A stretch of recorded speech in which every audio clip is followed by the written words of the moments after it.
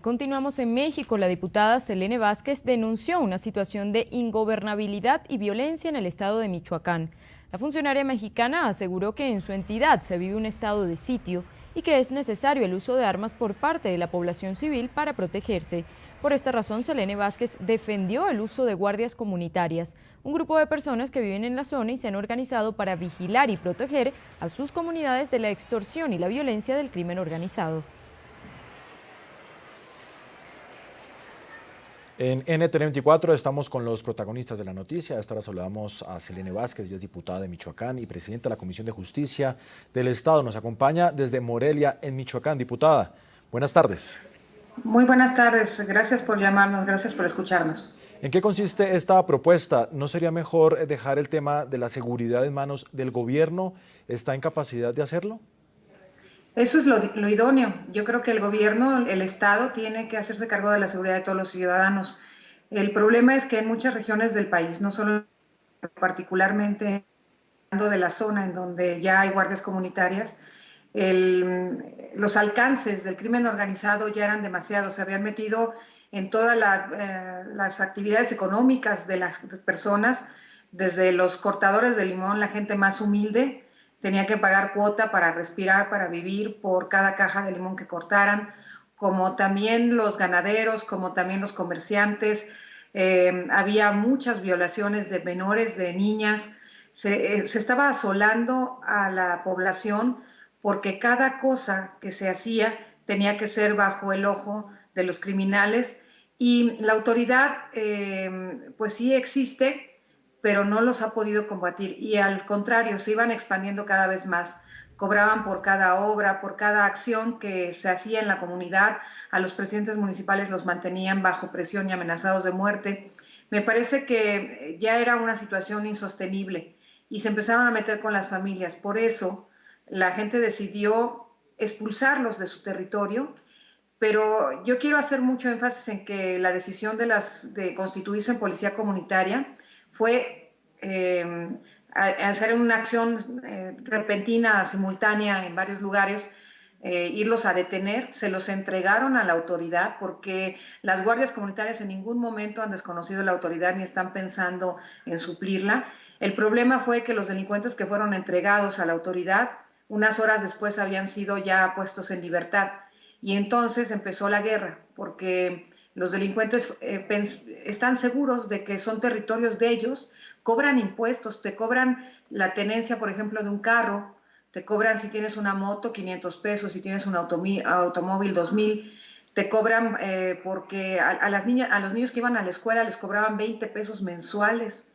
Llegaba ya hasta el ridículo de que había cuota, por ejemplo, para el introductor de la carne, para el productor, para el introductor, para el carnicero y hasta para los taqueros. Ustedes saben que en México nosotros comemos tacos.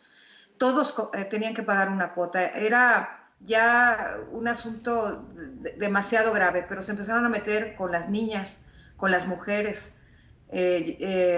Secuestraban a las mujeres, se las llevaban, las violaban y luego se las regresaban embarazadas a los padres o a los maridos.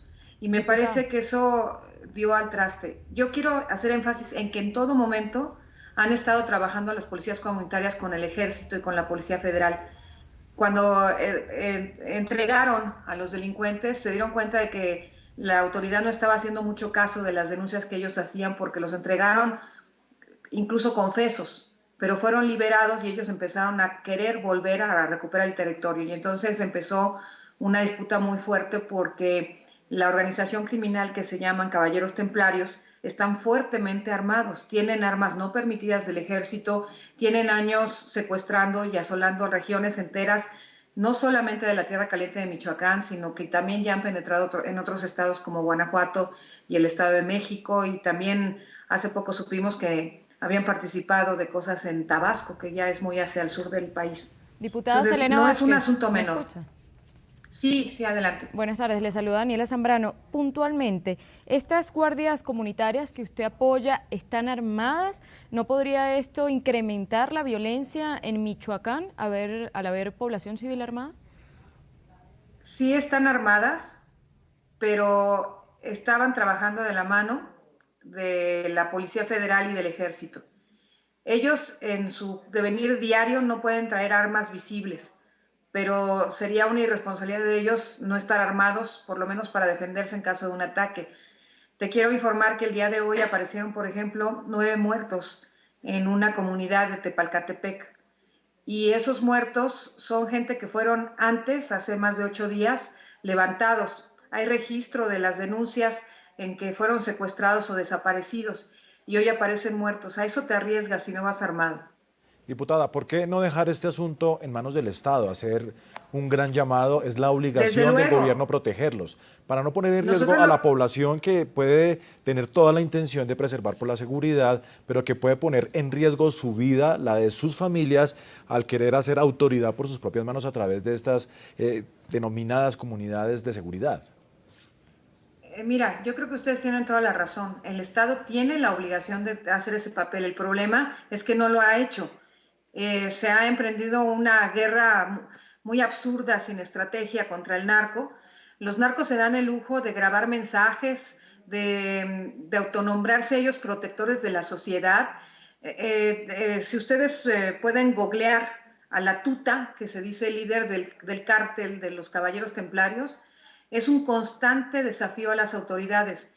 Les quiero comentar que en las narices del ejército fueron rebasadas las camionetas del ejército que iban resguardando la seguridad supuestamente de un grupo de limoneros, hombres, mujeres, ancianos, niños, que iban en unas camionetas, que hacía 10 minutos acababan de estar con el secretario de gobierno y rebasaron los vehículos de los templarios al ejército y dispararon indiscriminadamente contra la gente desarmada. Mataron ese día a 10 limoneros y ese mismo día en las inmediaciones donde había habido un acto público de gobierno por el aniversario de Emiliano Zapata, hubo más de 14 muertos en el estado.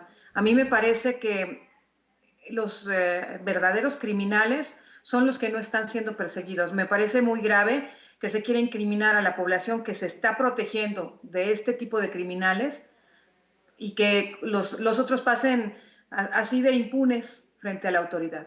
Diputada, en la propia cara de las autoridades han ocurrido hechos de este tipo. Diputada, brevemente y ya para finalizar, usted hablaba de que estos criminales son detenidos y enseguida puestos en libertad. ¿Cree que hay complicidad por parte de las autoridades? ¿Falla la justicia también en México? Sí, desde luego. Yo creo que el problema más grave de México, y lo digo no solo por lo que pasa en Michoacán, sino lo que pasa en el resto del país, es la impunidad. ¿Cuántos crímenes quedan absolutamente sin un castigo? ¿Cuántas veces puede matar un criminal, a cuántas personas puede matar un criminal sin ser detenido en México? Pues parece una cifra infinita. Si se fijan en las cifras en Tamaulipas, en Chihuahua, en Sinaloa, en Sonora y en Michoacán, lamentablemente quien sufre un secuestro, quien sufre una muerte, quien es baleado, nunca ve preso al criminal. Diputada Selene Vázquez, gracias por atender esta entrevista aquí en el informativo de NTN 24 para toda nuestra teleaudiencia en el continente. Les agradezco mucho, hay que visibilizar este asunto. Gracias.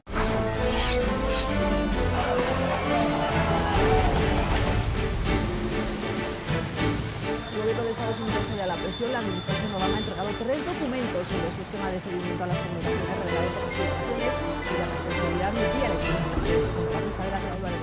Las elecciones presidenciales de Venezuela, donde resultó electo el mandatario de este país, Nicolás Maduro, ya que la organización no tuvo una presencia en este país.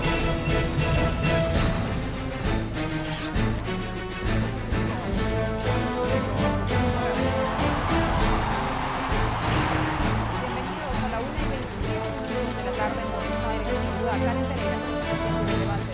Comenzamos. Lo que significa este lugar. ¿Hacia dónde